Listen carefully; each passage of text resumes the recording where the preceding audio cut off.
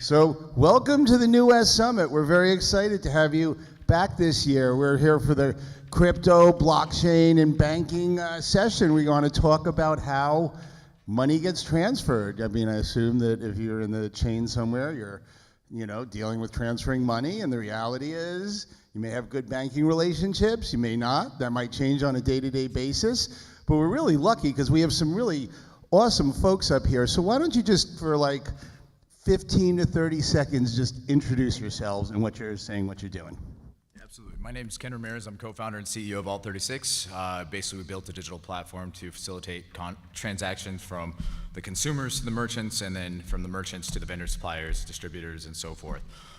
We basically use blockchain technology in the back end to facilitate all the transfer of funds, and we keep it very simple, mimicking traditional financial systems for everybody else. Cool. Thank you.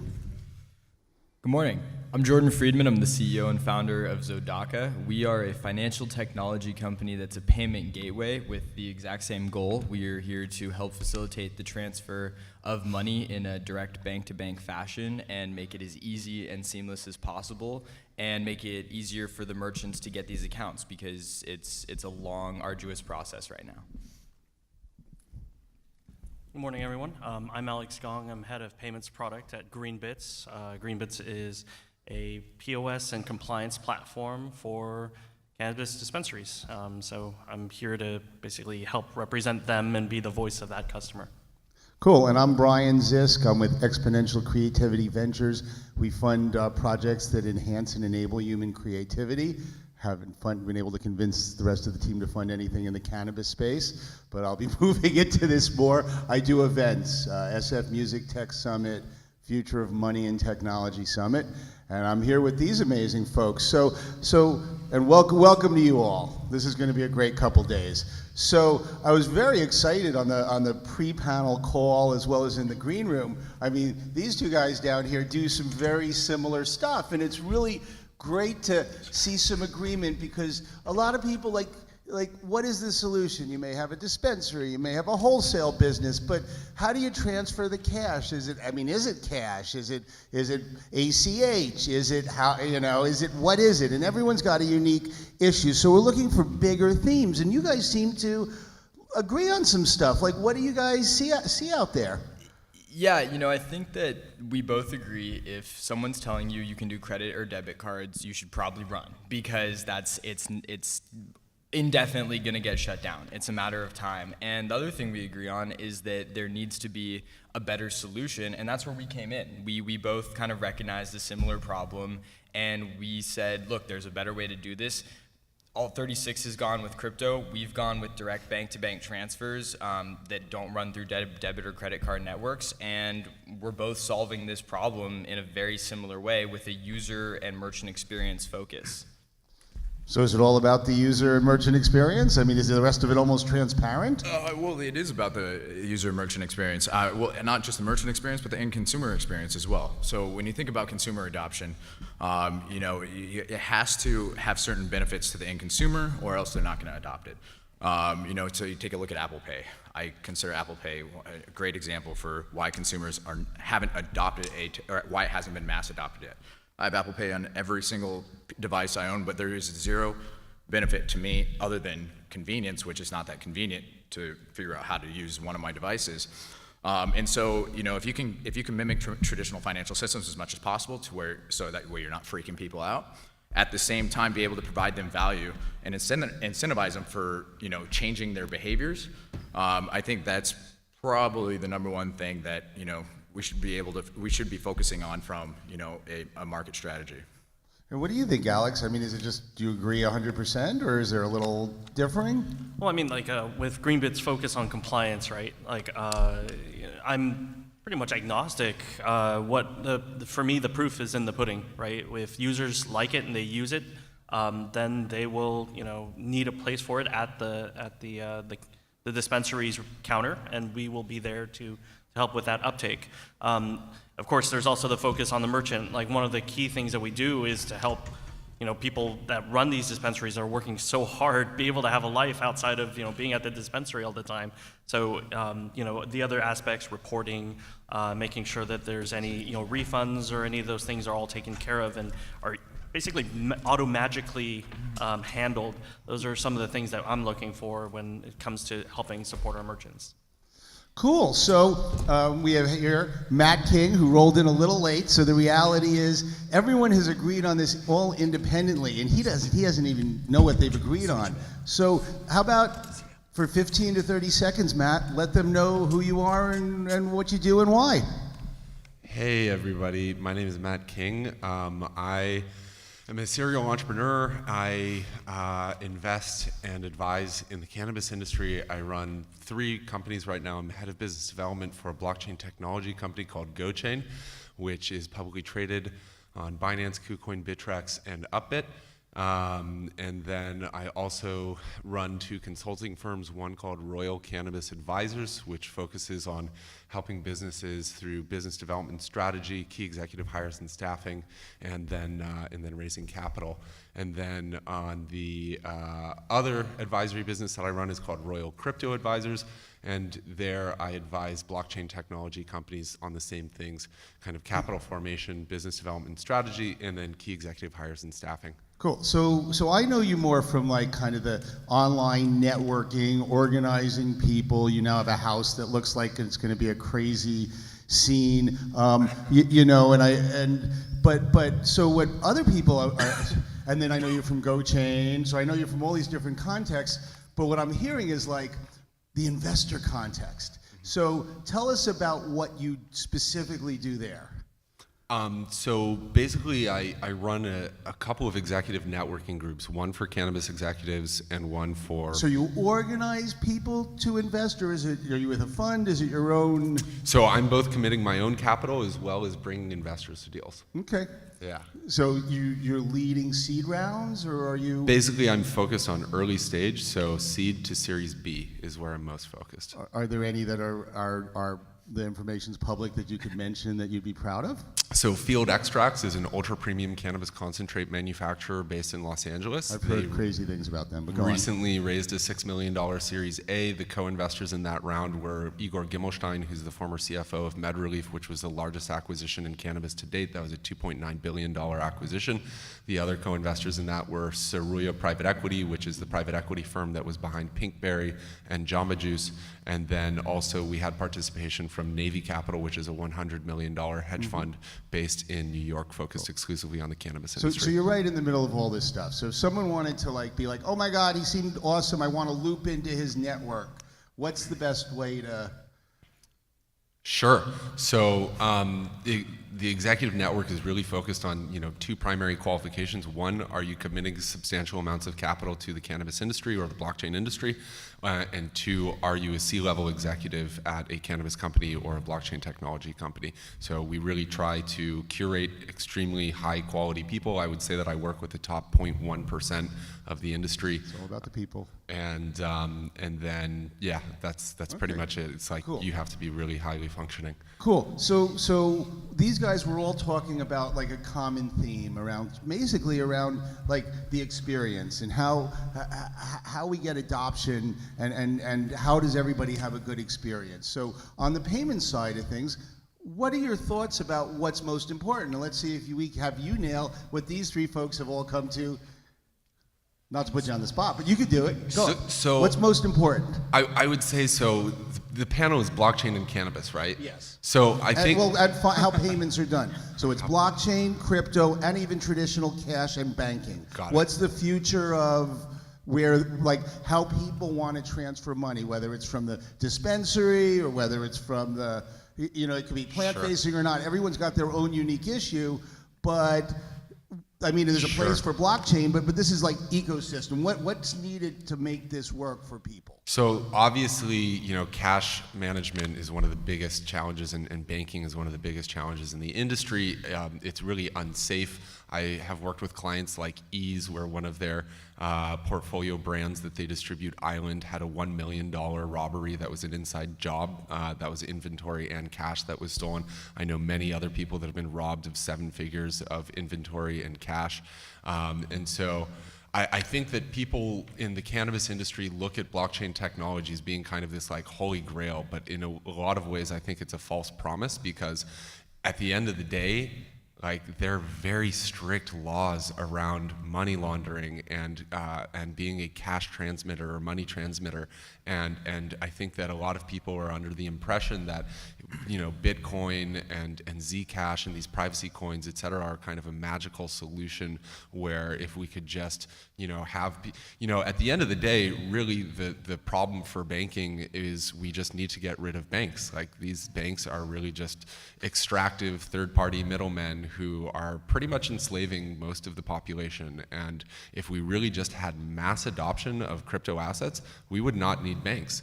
And I think that what we're seeing right now with the revolution around crypto assets and digital assets and blockchain technology is, for like the first time in our lives, even people becoming aware of the possibility of money existing outside of government control. A little bit like, we don't need to go down so much this utopian path, because the reality is, yeah, in 12 years the blockchain will da-da-da-da-da. In the meantime, you know, it's good for like seed to sale tracking and yada yada. There are things, but the reality is, I don't even know anything that's working right at this second. You know, this chain, that chain. But the reality for most people is, I mean, even you who are building with Dash, and you're the one who's doing the blockchain on this panel, and there's real reasons to do it. But is it necessary at this stage?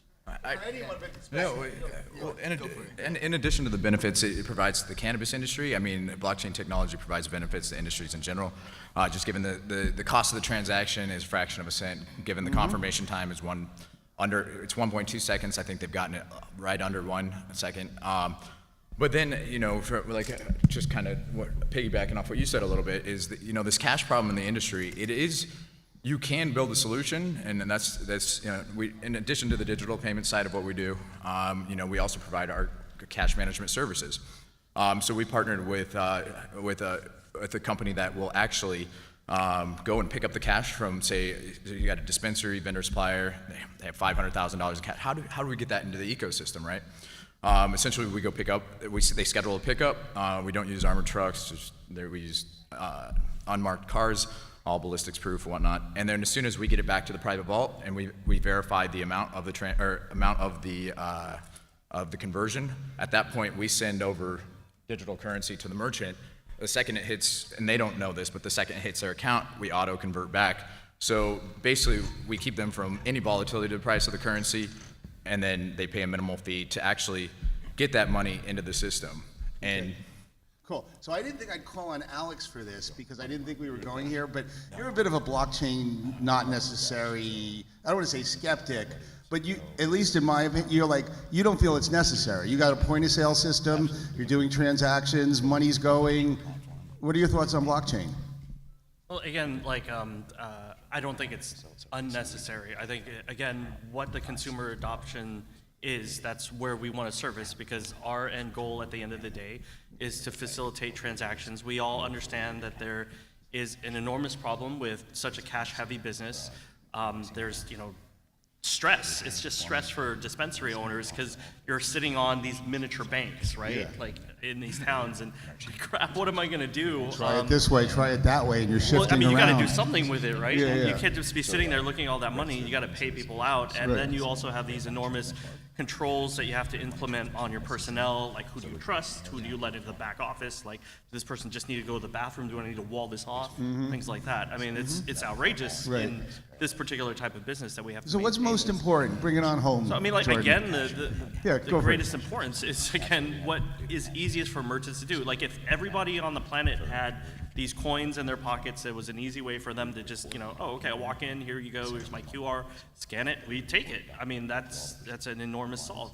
But I guess, you know, the question for them and the reality is, like, we're all these people that are floating around with all these coins. Is it needed? What's important? So we are not a crypto-based platform. We're a direct transfer system, and we're in the market. We have 30 merchants currently processing, and we have a really interesting stat. The average consumer that's made we've been in the market 6 months. The average consumer that's made one payment through our system has made 5. So our user adoption has been incredible, and the stickiness has been incredible. And what we see is that it really comes down exactly exactly to what Alex is saying. It's all about making it as seamless and providing the most value up and down the chain for every single party possible. I think that when you deal with crypto, I think what Alex said is also spot on. It's not necessary or unnecessary. It's another way of looking at this equation. But the problem that crypto has that we've seen, and the reason we haven't dealt with it yet, is because there is kind of this general perception problem. Bitcoin is flooded with all sorts of illegal activity. The price is constantly going up and down, and explaining the value proposition when you're using it just for, at the end of the day, to flip back to cash, and the transfer is still going through the banking system anyway. We made the decision that we can just do a direct transfer legally from bank to bank without having that crypto component, and we're finding some of the highest user adoption and user stickiness in that it's like a payment system can see. And so we don't think it's necessary. We think it's all about just how do you provide the value and how do you create the network. And with the data that we're seeing, it's very, very doable without that piece of the equation. That's not to say that it doesn't provide a benefit, but it also provides its own set of problems in the sense that you have to educate people about it, and that's not easy because it's a complicated thing. You start talking about the blockchain, a lot of the population, as these guys know really well, a lot of the population is just going to be like, what is that? And especially like Bitcoin, especially this year, has a perception problem. A ton of people made a lot of money last year, and a ton of people lost a lot of money this year. And so we've decided to avoid it altogether for now, and we're getting huge traction because there's not that extra education piece. Our joke at Zodaka is we're just PayPal for everything PayPal wouldn't touch with a different back-end transfer, and it's working really, really well. Great. Yeah, so these are just a bunch of great companies up here. But Ken, can you give us an overview of the space? I mean, you guys are similar in the space, and then there's like point of sale, and there's like, for all the people who are transferring cash, how would you look at the different ways to do it today? I mean, I guess you're saying debit credit doesn't work. You're trying to get people to do ACH. There's crypto payments or whatever, but what do you see mainstream for people to work with the system on the whole ecosystem? I mean, the number one thing I would care about is what is the consumer experience like? I mean, if you're trying to change the consumer experience or introducing something that's different than they know, you're not going to see adoption, and then all the benefits that go along with that, you're still going to be managing your cash because they're not going to see a benefit, and they're just going to go to the ATM and they're going to pull out cash and bring it in, and it's still your problem at that point. Yeah, so we work with a good amount of merchants, and that's been a really interesting experience because merchants have one of the most, and Alex, and we all see this, I think, have one of the most singular focuses you've ever seen in anybody, just on making sure their store or whatever is running, and they don't have a lot of time to think about anything else. And so what we see is it's about the user experience, and they're only going to care about what their users use. We've seen a lot of kind of competitors come into the space who aren't us, and other companies kind of like rise and fall or get into a lot of stores but get no traction because it's not easy to use, and merchants really don't like that. And as a merchant, if you're getting paid a certain way, it's like, just don't mess with my business. Yeah. It's like, that's my pipeline to the whole thing. If my cash isn't coming in, we got a problem. So, I mean, even if it's a tough interface, but the reality is when there's a problem with the user experience, or there's a problem with, something doesn't work for a while, like with Eventbrite. I love Eventbrite, but I've got the CEO's cell phone number. I'm supposed to tell him when stuff's wrong, because people don't realize, and they change things and they break things, and when it's your payment flow, oh, I'm sorry, the bank relationship changed and your money's locked up for who, maybe what, and you're like, but it's really tough. So how do we do these things? So I feel like we've really sliced to the core pretty well, but what do you guys think? Do you guys have questions that are pertinent to what you guys are doing? Becca? Hi, my name is Becca Dubois. My company is CanAccount Pro. I assist people with accounting in the cannabis industry. And the one thing that I really would like to see is easier access to banks who really will work with both the vendors and the buyers, the sellers and the buyers. And right now I really want to talk to all of you, but that's what everybody wants. They don't want to be responsible for having huge quantities of cash that they're responsible for. Exactly. Yeah. So what do you guys, access to banks? Let's talk about that for a bit. So we are not providing bank accounts currently, but we have partners that do it, and we have a lot of them. And we can get you a bank account in any state through our partners, but what we see is that you basically need to accept that you're gonna take a hit. Banking is super expensive. They wanna charge usually percentages on all deposits, and you need to be absolutely in full compliance all the time. And then from that point forward, you're at the whim of the bank. We've seen people who've gone through that and then still get shut down because they they made a mistake at one point in the chain. So you can get bank accounts. It's slowly but surely happening, but the only banks that are willing to do this are very, very in it for a lot of money, because they see themselves as taking a tremendous risk. And to some extent that's true, but it really hurts businesses, and there's no other country, or there's no other industry where you're getting charged a percentage on all deposits, and it's tough, but that is where our industry is at right now, unfortunately. Things are changing slowly but surely. I was going to say one of the biggest pieces for banks is, and the reason why they're making conscious decisions to not accept cannabis-related accounts, is because of the amount of, let's call it, resources that it takes to go into all the compliance efforts that bank is responsible for, to say both FinCEN and from the banking perspective. So every single transaction that comes into a bank they have to basically file a SARS report, suspicious activities report. Each one of those reports they have not updated their system in, I don't know, decades. So it's pretty much a manual process. So when you're getting all of these different deposits coming in, the transactions occurring, filing those SARS reports gets extremely tedious. And what they're finding out is that these banks, it's not profitable for them to even bank cannabis. It's not necessarily even like for FDIC insured banks. Yeah, absolutely, because it's a federal insured and it's still federally illegal. So, but the smaller mid-region banks and the credit unions, they're not FDI insured. So that's kind of how they go around it. But still, the cost of compliance is it's a burden for them. So what do you see, Alex? I mean, do you think banks are going to come around right away? Is it going? I mean, how's the adoption curve going to go? I think these guys are hitting it right on the head. I mean, obviously they've investigated the money movement process pretty comprehensively. Again, if you're B of A and you're handling trillions of dollars, are you really going to be able to risk like having your FDIC license and everything over whatever the amount of cannabis transactions you might be able to cover?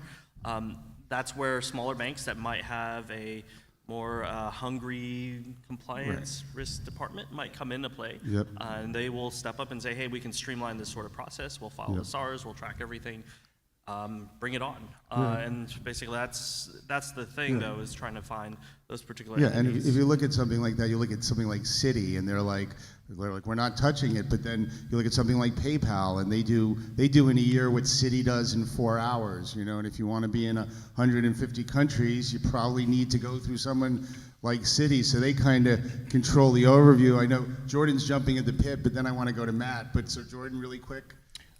I'm good. I was just gonna say that, like, the other thing to think about is the reason. The other reason here is that whenever you file a SAR, you're on the government's radar. They now know that you're banking cannabis, and banks are the most risk-adverse businesses in the country, and that's very scary. So here's the story, is that so Matt, we were having a conversation before, and these guys are like, even though we're good actors and we're doing everything we can according to the book, I'm still the CEO, and damn, I hope it doesn't go wrong and I go to jail. Right? So you're talking about running around the banking system totally, and I know there's GoChain, I don't know where that fits in the ecosystem, but the reality of running around, how does it look like to be, to live outside the law? You must be honest. I mean, what's going on there? Well, so first I'll speak to GoChain, and so we actually got reached out to by the LA Cannabis Task Force recently around helping devise a payment system for people to pay their registration and permitting fees via crypto, because the city doesn't want to accept large volumes of cash anymore. And so, I think first we just need to back up, right? And we need to remember we are the people, and we have voted for the legalization of cannabis, and we should be storming Washington until they change the fucking laws. Because at the end of the day, like, Boo, come on, let more loud people. I mean, really, at the end of the day, so it's like, Trump administration is trying to figure out what to do. Trump may legalize cannabis before the next election just in order to save his chances at another 4 years. We'll see if that works. But I think that,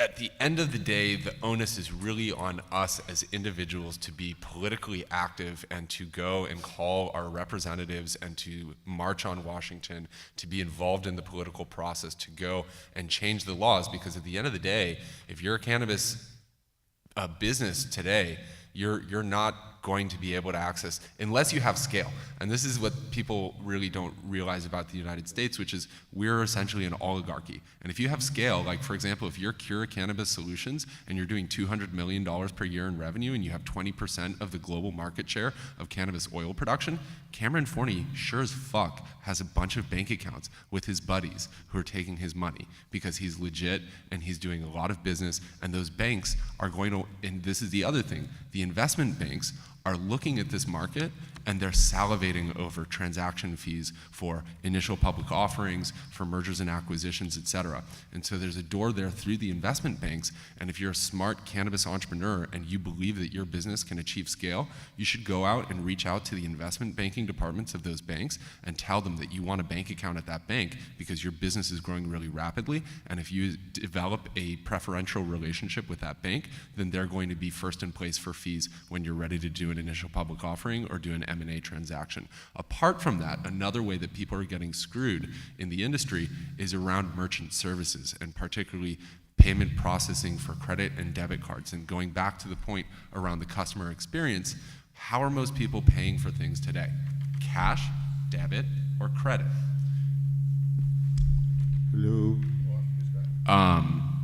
And so, most people are just not going to adopt crypto anytime soon. And so really the way to provide the best customer experience is to provide access to debit and credit card payments. And a lot of people that are trying to do that are encountering the problems of their MIDs are getting shut down, their gateways are getting shut down. All of these people are processing tens of millions of dollars in transactions, but you're at the whim of these people who are extremely shady. The payment processing world, it's like these guys are like coming out of Gibraltar and Malta, and they're dealing with like Iranian like children smugglers and porn, like crazy shit. It's like really, if there's anything less legitimate, Regulation doesn't protect the consumer if compared there's to anything more unsavory than the cannabis industry or the blockchain technology industry, that would be the payment processing industry. Yeah. So just to kind of add on that, so from the Visa MasterCard perspective, right? So what a lot of people don't fully understand is the banks are different than Visa MasterCard. So the banks, they give you a place to store your money, right?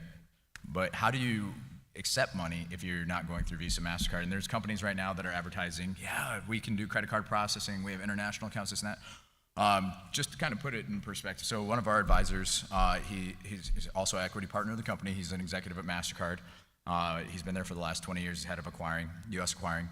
And I got on the phone with him the other day, and we were talking about this issue, and I was like, so what's MasterCard's views on cannabis? And he's like, we absolutely do not support cannabis-related transactions whatsoever.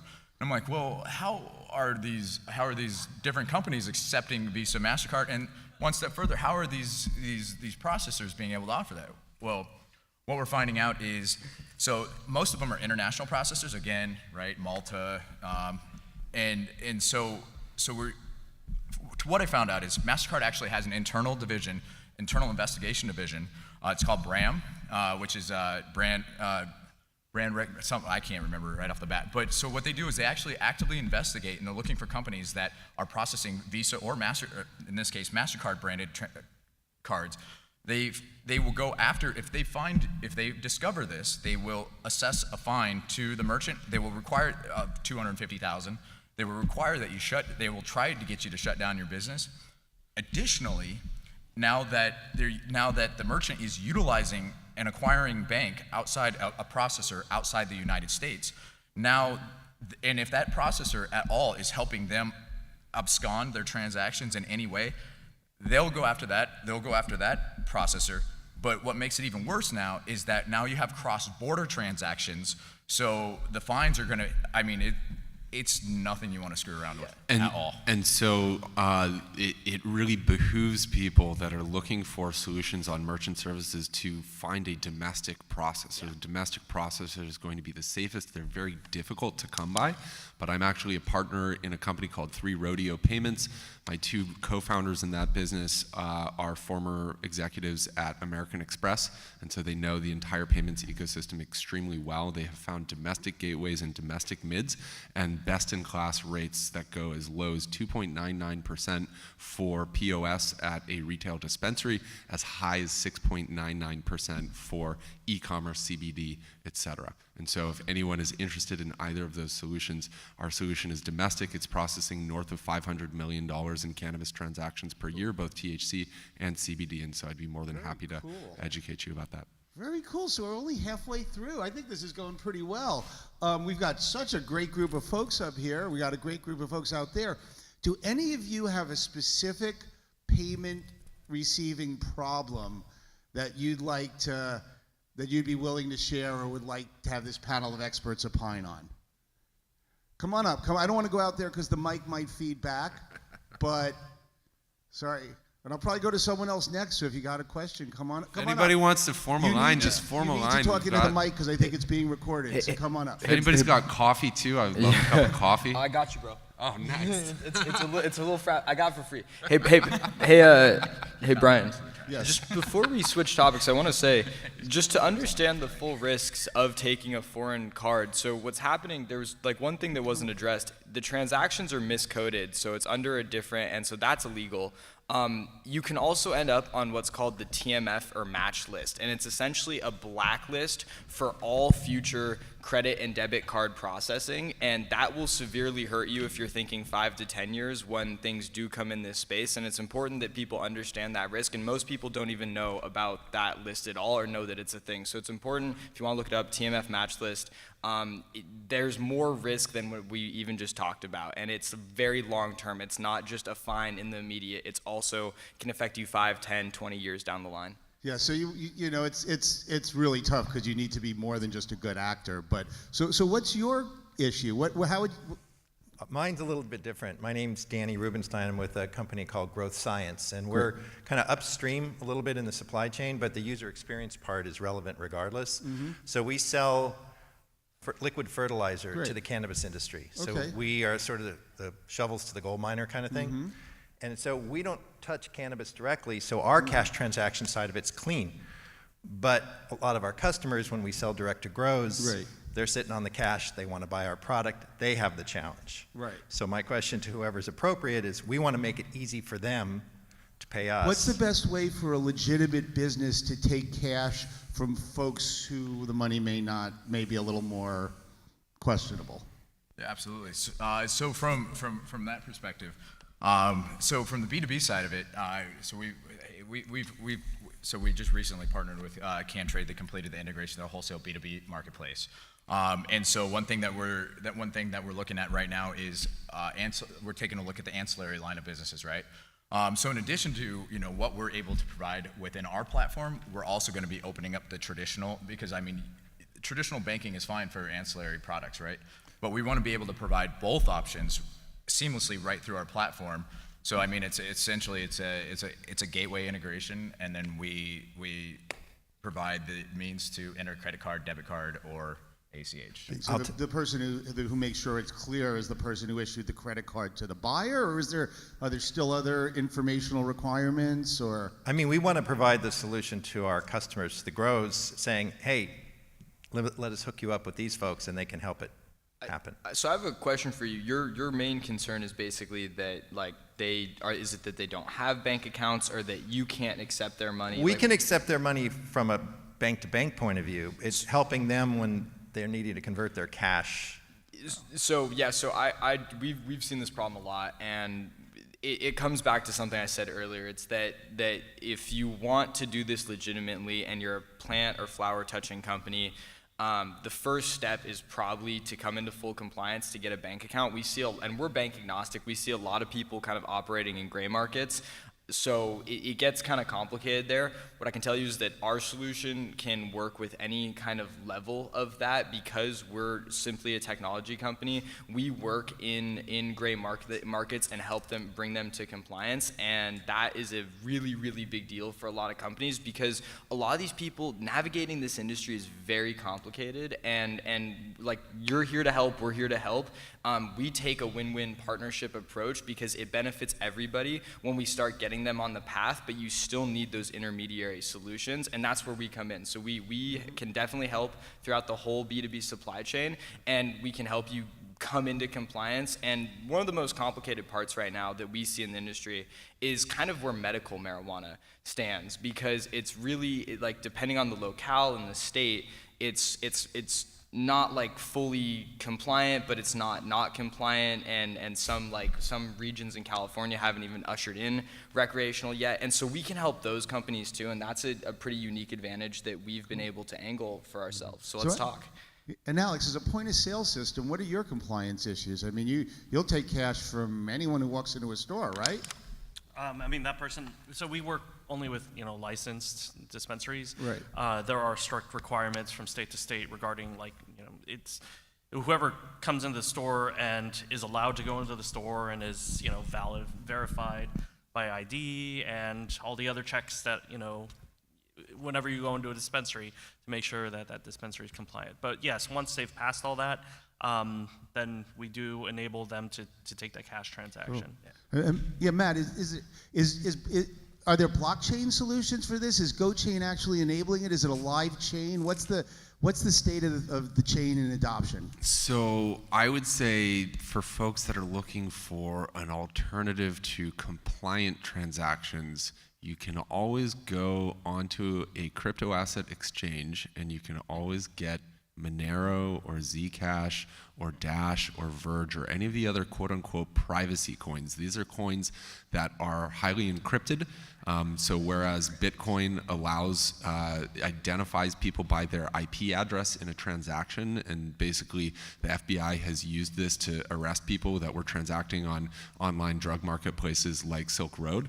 But if you use something like Monero or Zcash or Dash or Verge or any of the other privacy coins, you can actually completely obscure your IP address and completely obscure your identity.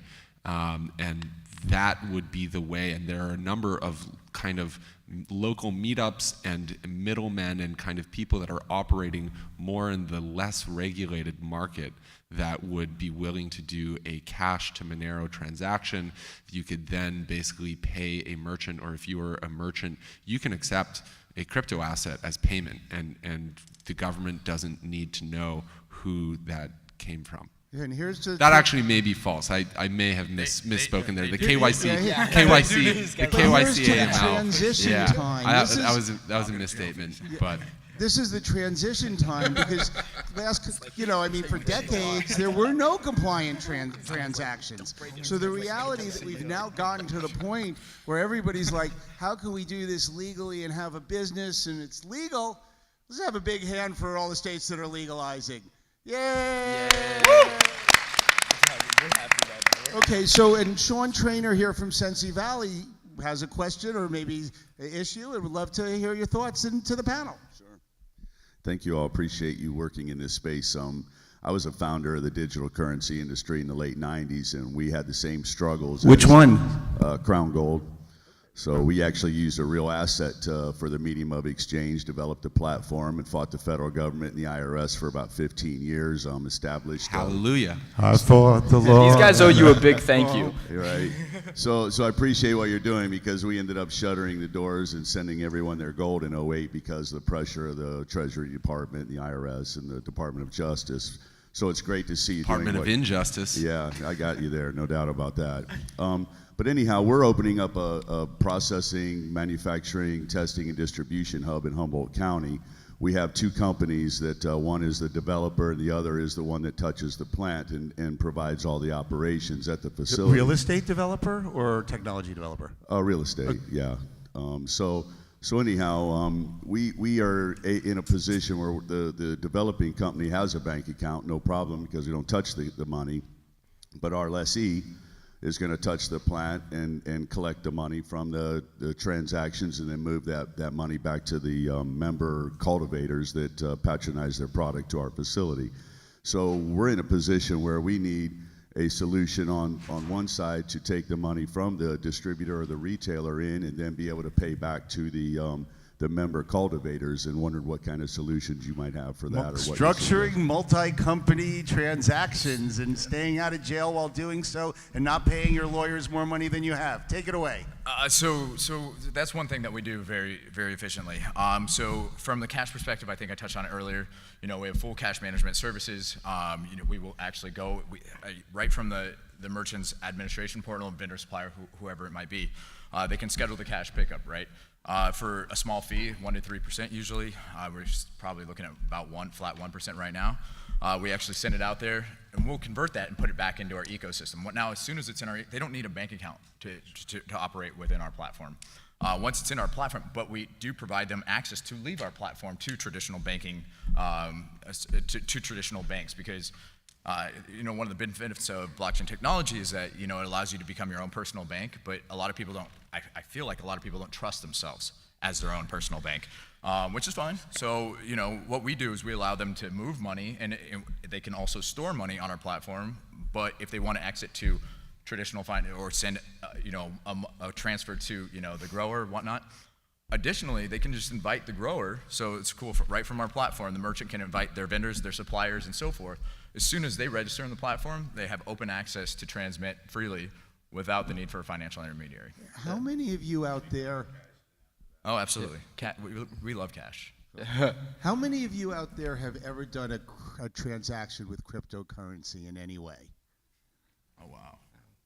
Okay, and has that mostly been like buying? How many people have either bought Bitcoin, no, sorry, I don't want to do that. Never mind. Start again. What was your name again, sir? Sean? Nice to meet you. From Sensi Valley. It's from Sensi. And what software are you using to track the facility, like production and processing side of your business, or are you? Hold on. Okay, so the reason that was the first question I asked you MJ Freeway and which one? And SAP. SAP. Good. SAP is great. So the reason I asked you that first is because what we see from the banking side is that if you're not like using a system that's reporting, first off, you should use software to run your business because it's just better. But you need it to really do the reporting. So the first thing I would say is I'd refer you to a guy like Alex, honestly, because. Just making sure that you have that in place, because with the filing of the SARS aspect and like getting to like have bank accounts, they want to see that component of what's going on. You're gonna need to give up a little bit of access to what's going on in your business so that the bank can feel comfortable to do that. If you're willing to do that, then we can help. All 36 can help. We can facilitate these direct transfers. But your problem is basically saying, how do I get money into my bank account in the first place? And what we would tell you is that you either need to have a workaround with a bank account and basically know someone, or you need to have a system in place to show, hey, I'm compliant at every single level. Cool. Okay, so we're getting requests from people who came in late. Like, who are these guys? So in context of what we've come to with the user experience and compliance and focus on that for about 5 seconds, tell them each who you are. Go on, Alex. I'm Alex. I'm from Greenbits. I'm head of product. Point of sale system, fully compliant, all across the country, but not international. Exactly what he said. Very cool. Jordan from Zodaka, we had a great conversation. Yes, Jordan. These are a great crew of folks. Thank you. Jordan Friedman, founder, CEO of Zodaka. We're a direct transfer system interface, very similar to PayPal workflow, but no credit and debit cards. And the company structure is it's you and your dad? Yeah, myself and my dad are the original founders, and then we have 2 other co-founders. So small, tight, family-owned company, but you're getting the cash through to people, and that's what matters. Yeah, it's getting a little less small, honestly. Very cool. And also raising around, I hear, rumor is. Yeah, that you know. And Ken? Yeah, my name's Ken Ramirez. I'm co-founder CEO Alt36. We built a digital payments platform that facilitates B2B, B2C transactions for the cannabis industry, utilizing the Dash blockchain on the backside. And it's all about the user experience. It's all about simple user experience. Okay, and so Matt, you bridge both trying to do the traditional payments thing and doing like the off the chain and on the chain payments thing. So introduce yourself again. Yeah, so Matthew King, head of business development for GoChain, which is a publicly traded blockchain protocol. When I say publicly traded, I mean on crypto asset exchanges, not on the stock exchanges. And also founder and CEO of two advisory firms. One is called Royal Crypto Advisors, focused on blockchain technology companies, and one is called Royal Cannabis Advisors, focused on So GoChain, cannabis. security token? No, it's a utility token. We are essentially a faster, cheaper version of Ethereum. So Ethereum blockchain right now, transaction speeds are extremely slow, about 13 transactions per second. It can cost as much as... Did you write your own chain? So our CTO, Travis Reeder, is the former founder of Iron.io, which was a Silicon Valley-backed startup. They raised $17 million from Bain Capital Ventures and Sapphire Ventures. He exited to a consortium of private equity investors in Oracle. And Did he fork a chain? He wrote his own chain? He's a Go developer, and so Iron.io, he engineered to over 1 million transactions per second, which is one of the only networks that has ever been developed to achieve those speeds. And so then he was looking at blockchain, and he looked at all of the public protocols, and he said, these are all garbage. Proof of work is really slow and energy intensive and expensive to operate. Is it fully decentralized, or is there like the ruling cabal? So we changed the proof of work consensus mechanism to proof of reputation. So we're essentially in the process of negotiating contracts where we're going to have master nodes run for us by a variety of individuals, So Fortune reputation, 500 so it's- companies. So a Fortune 500 company basically has a lot of market capitalization, a lot of revenue, a lot of employees. If they did something to How many attack nodes? a network, How many nodes? we're going to have 50 nodes. 50 nodes. That are going to be geographically dispersed. We're in conversations with PwC Switzerland. Dish Network is And going who's to be going our to first determine Fortune who runs 500. them? Sorry to get like deep in, but and who's going to determine who's going to run the nodes? So at this time, we are determining who has quote unquote sufficient reputation at stake, but we're eventually going to be turning it over to the network, and the community will then vote each year. So a It will large be- question will be how well you really truly distribute it in a way that works for like the entire community as opposed to the 50 nodes. So to solve our governance kind of framework, we have brought on David R. Koenig. David R. Koenig is an academic. He is one of the world's foremost experts on risk and governance. He is the founder of the Directors and Chief Risk Officers Group. He's also the author of a book called Governance Reimagined, and basically he consults for the head of the Norwegian Sovereign Wealth Fund, the head of BlackRock, like a bunch of other trillion-dollar-plus asset managers. So he's literally one of the smartest people in the world at thinking through risk and governance, and so he is going to help us. He's in the process actually, and I'm like reading documents that he's sending over, and this guy is next level intelligent, and so we're going to have Can a you governance. tell us about any of these companies that may be using GoChain, or it's still like So we've signed 5 ICOs to our platform so far, just since, That have launched? since launching in the past couple of months. They're in the process of launching. So we've signed Job.com, which has raised over $50 million for their ICO and has 20 million active users on their platform. It's one of the top recruiting websites. That domain alone is probably worth about $10 million. and where are these ICOs out of? All of the ICOs that we're working with, so we did double KYC AML on everyone that participated in our ICO, and we only accepted foreign investment, non-US investors, because in order to do it in the US, you would have to go through the SEC and do a Reg D or a compliant offering. And so all of the ICOs that we're working with are foreign domiciled, either St. Kitts and Nevis, Malta, Gibraltar, et cetera, other jurisdictions that are more friendly to initial coin offerings and understand the actual GoChain's US utility. based? We are, our people are US based, but we're a St. Kitts and Nevis corporation. All right, so how many of you have, I can't ask these questions, have overseas banking relationships? Or maybe I can, like, is there anyone here willing to go on record that they are dealing with offshore companies because the US companies don't provide their needs? Talk into the mic, please. Oh, well, that's You can because just it's shout flipped it off. if it's on. Yeah.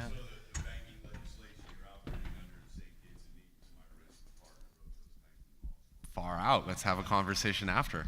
St. Kitts and Nevis is one of the friendliest jurisdictions and one of the best tax havens globally. I highly encourage people to look into St. Kitts and Nevis. They also have a program where you can get citizenship by investment for as little as $250,000 to $400,000. And if you renounce your U.S. citizenship, then you can go and you can live there and you can earn money tax-free, 0% personal income tax and 0% corporate income tax. Well, there's that. There's the moving to Puerto Rico. I'm actually hearing about some interesting ways to legally move to Switzerland and some other stuff. So are there any folks here who are dealing with like different issues? We've really focused on the domestic issues. Are there any folks who are either dealing with payments in another country or cross-country payments? Is there anyone here who has any thoughts or questions or issues? I mean, is that where the crypto stuff comes and helps potentially a little more?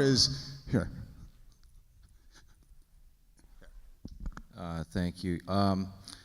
We're dealing with offshore transactions, not necessarily specifically related to payments, but rather in terms of investment.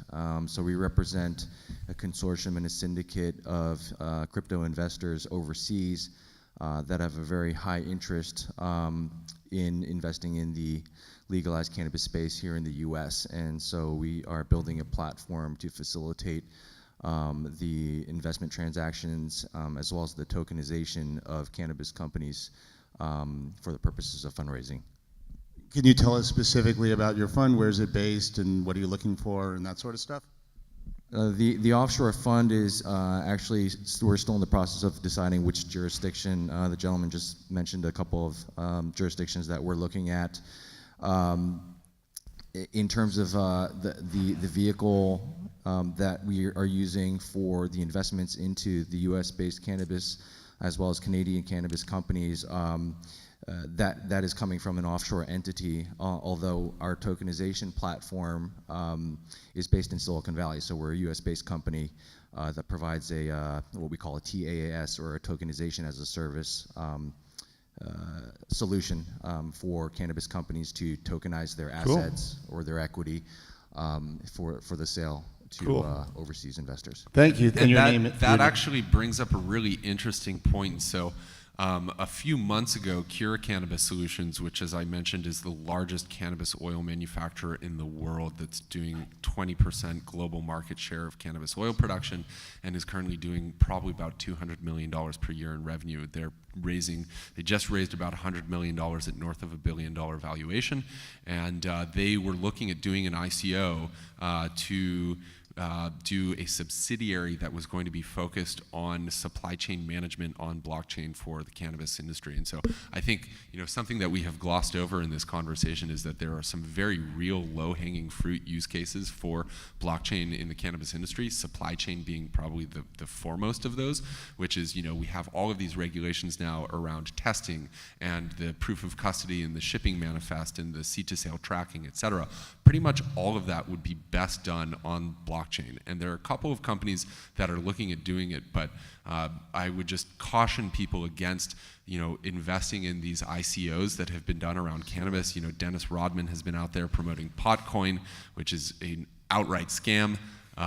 There is Budbo, Nuvus blockchain, probably another dozen ICOs that went out to market and fraudulently solicited investors promising high returns. Paragon Coin is another one that has been very prominent in the cannabis industry, and they're now very active in Los Angeles, and they have like a co-working office space, and it's backed by a Russian oligarch and an Instagram model, and neither of them have any experience in the cannabis industry. And so everyone in the room, I just really caution you to be extraordinarily judicious with your investment dollars, your hard-earned dollars, and to not give them to people who are outright scammers, and do extraordinary amount of vetting and due diligence Don't fund the scammers. Any investments that you're considering doing into blockchain technology companies that are claiming to do business or transact with the cannabis industry. Most of them are completely fraudulent, outright liars. Do not give them your money. I cannot emphasize that enough. It's just bad, and it's bad for everyone. It's bad for the industry. It's bad for the perception of both the cannabis industry as well as the blockchain technology industry. If you don't know so about it, you don't have to care there are some about legitimate companies out there that are applying blockchain technology. to cannabis, but they're few and far between. And most of those companies would be an equity investment. You would want to invest in. Yeah, equity is in better than coins at seed this or point. Series A. At Equity's this better point than in coins. 2018, so GoChain is actually one of the top performing ICOs of 2018. We're up. But you're not selling equity anymore, are you? No, we're not selling equity. Okay, but for that's what you should context- do, but you can't get in on it. It's always tough like that. So, Just- but just so if you people don't know- know this space, don't throw your money at it. In 2018, the average ICO, the average utility token offering, is down about 90%.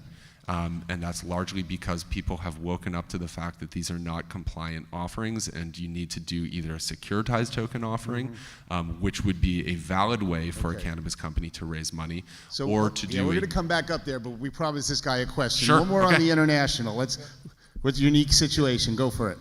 My name is Adele. I just wanted to ask, when a cryptocurrency goes up, people hold on to it. When it goes down, they try to sell it. So how are you stabilizing that problem? Do you have anything like Tether or where you can, or your currency? Stable coins. Good question, because this is a lot about the on-ramping. And it's really hard to transfer. People don't know. It's hard to transfer your dollars into crypto and back. So they transfer into these things that may or may not have value, but they're supposedly pegged to the dollar, which is all fine as long as you get out of them before they hypothetically crash. But stable coins. So I advise one stablecoin project called Reserve, which is backed by Peter Thiel, Sam Altman, Coinbase Ventures, Fenbushi Capital, a number of about 40 other top venture capitalists, and basically helping advise them on their go-to-market strategy. They have stablecoins have been kind of a topic of conversation in the crypto asset community for a long time. Obviously, people recognize that the killer application for digital currency is payments. And so the issue with people making payments with digital currency today is that if you are holding a digital asset and it drops by 90% in value and you need to pay your rent in a month and you've now lost 90% of your value, that's not really a good way to settle payments and to have a good medium of exchange. And so stable coins really hold the promise of solving that issue and making digital assets a real solution. So traditionally, for the payments. banking system has been a fractional reserve system, meaning you only hold some money, and then the banks lend out way more of it, and then they, so they basically create money by taking loans and redistributing them, and that's like. We've seen that, my friend Bernard Leotar wrote a book, The Future of Money, and it was about how people can create their own currencies. And you really can do that, but the pegging it to a dollar and all that stuff is really all crazy. So one thing, I lucked out.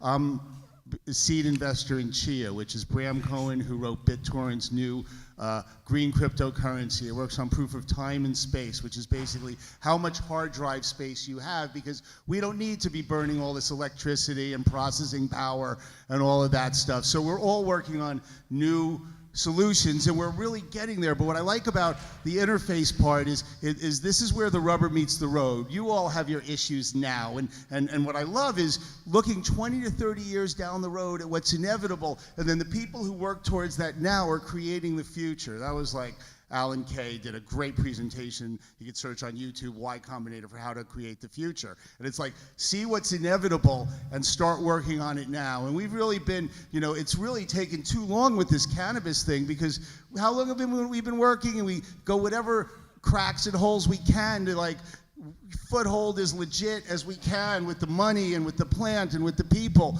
So, I'm really very happy for these great panelists and the great crowd, because we're all working together to come up with solutions so we can build a better business and ecosystem. With that hand, let's have a big hand for the panel. Yay!